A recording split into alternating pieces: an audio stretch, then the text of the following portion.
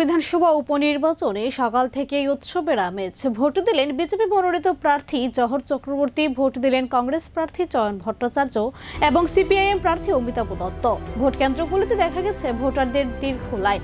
সকাল 9টা পর্যন্ত ভোটের হার দাঁড়িয়েছে 15.63%। 11টা পর্যন্ত গড় ভোটদানের হার দাঁড়িয়েছে 33.50%। ঘটনাস্থল থেকে সরাসরি বিস্তারিত জানাচ্ছেন আমাদের প্রতিনিধি। বর্তমানে ধর্মনগরের কোন কোন বুথে ভোটারদের ভিড় সবচেয়ে বেশি দেখা যাচ্ছে?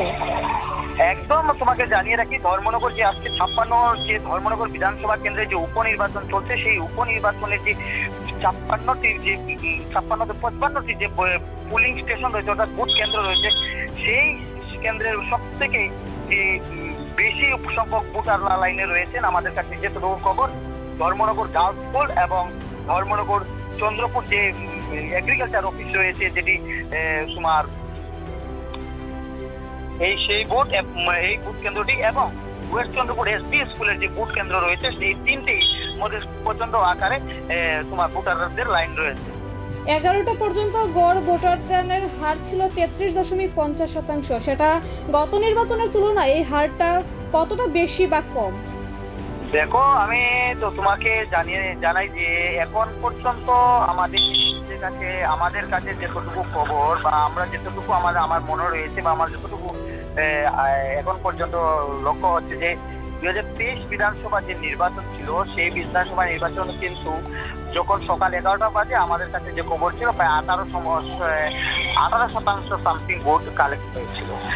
সেই জায়গায় দাঁড়িয়ে কিন্তু উপনির্বাচনে কিন্তু কালেক্ট যে হচ্ছে, যে পার্সেন্টেজ আসছে, সে কিন্তু অনেক বেশি হচ্ছে। আচ্ছা, নিরাপত্তা ব্যবস্থার চিত্রটা ঠিক কেমন? দেখো, যে ভোট কেন্দ্র হচ্ছে, সবকটি ভোট কেন্দ্রের মধ্যে আধা সামরিক বাহিনী এবং বিএসএফ দিয়ে চালানো হচ্ছে। বিশেষ করে বিএসএফ জওয়ানরা রয়েছে পাহারাগত অবস্থায়, এবং লড়ানোটা যাতে কোনো রকম সিচুয়েশন ফিল না করে, সেই জন্য পুলিশ প্রশাসনের তরফ থেকে কঠোর নিরাপত্তা মোতায়েন রয়েছে। নতুন ভোটারদের অংশগ্রহণ কেমন দেখা যাচ্ছে? নতুন ভোটারদের আমরা যে সকাল থেকে বেরোর পর এখন পর্যন্ত 2জন নতুন ভোটার পেয়েছি। ওনারা বলছেন যে ভালোই লেগেছে এবং উনি ভোট দিতে পেরে খুব ভালো লাগছে, এবং একজন নাগরিক আজকে লাগছে যে উনি ভারতীয় নাগরিক। ভোটারদের মধ্যে উৎসাহ কতটা? পাশাপাশি সাধারণ মানুষের প্রতিক্রিয়া কি বলছে? সাধারণ মানুষের যে প্রতিক্রিয়া এবং ভোটারদের যে উৎসব এবং উদ্দীপনা, সেদিকে লক্ষ্য করা যায় যে এটা কিন্তু উপনির্বাচন নয়, এটা 2023 বিধানসভা এবং 2018 বিধানসভার যে বিষয় রয়েছে, সেরকমই বোধ হচ্ছে। ইভিএম বা ভোট গ্রহণ প্রক্রিয়া নিয়ে কোনো অভিযোগ এসেছে কি?